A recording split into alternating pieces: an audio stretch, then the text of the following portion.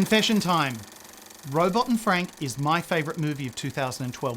It is a grinning delight of a movie from boot up to log out that slipped right through the cracks of public attention. So, who else has seen it?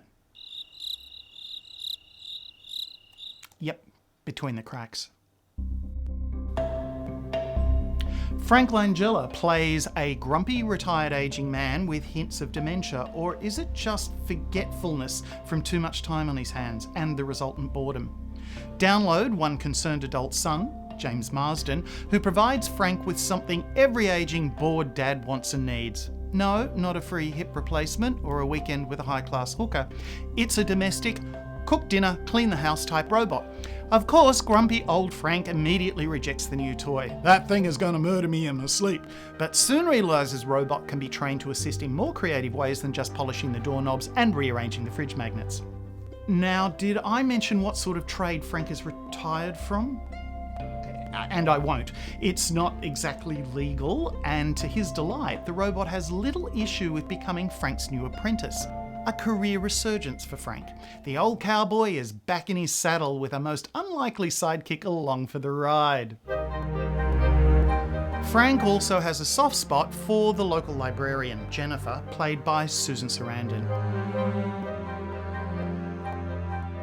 Robot and Frank is set in a not too distant future, and like the movie Her, we see a glimpse of where we might be in relating to advanced versions of technology that we have right now.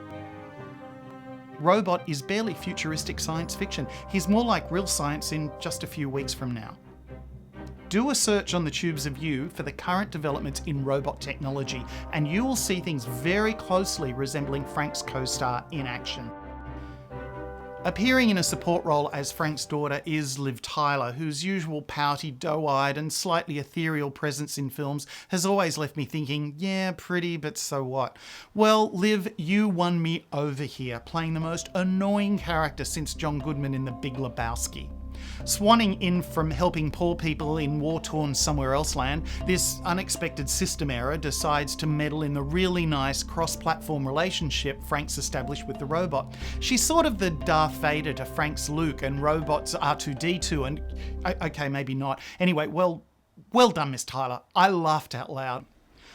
On a deeper level, the film explores a lovely duality, or is it a triality, between Frank's loss of memory, the loss of knowledge from Jennifer's library in the form of books being retired, and the delicate state of electronic memory that can be erased with one simple action. I'm not even going to try to describe how that plays out, but the blending of these ideas and how each impacts on the other is really neatly infused into the film. Now, I've introduced this film to around a dozen people, and not one of them has come back with anything less than praise for it. It's not perfect, there are a few minor processing errors, but given its small scale and budget, it has a huge heart and delivers a surprise ending I did not see coming, and it had me smiling and teary simultaneously. Warning, don't watch the trailer first, it gives away far too much. Robot and Frank. End.